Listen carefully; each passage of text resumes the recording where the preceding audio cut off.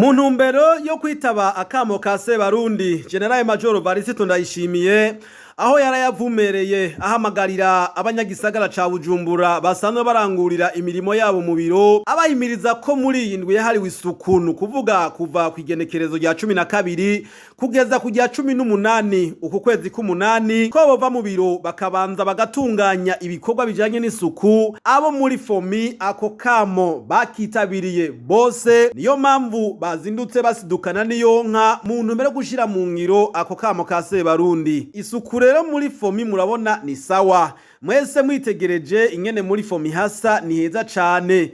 Iri suku rero mubona indani muri FOMI ntigizanye, uti vyaje gute? Nuko muri FOMI hari abakozi basanzwe bakora ico gikorwa, arico bajejwe, arico bahembegwa, bakora imisi yose. Isuku rero ni kimwe mu mirimo isanzwe irangurirwa mw'ishirahamwe FOMI.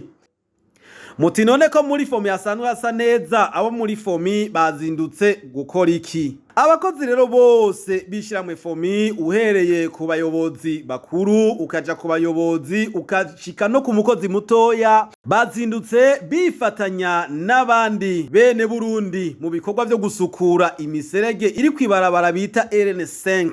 Nta numwe ari mu biro, guhera ku muyobozi mukuru ugashika ku bakozi bato bato bose bari mu bikorwa vy'isuku nk'uko mubibona. Mwibuke ko vuba cane ishiramwe FOMI riheruka kuronswa impapuro z'iteka zerekana ko iryo shiramwe FOMI risanzwe ryitunganije neza ndetse no ku rwego mpuzamakungu.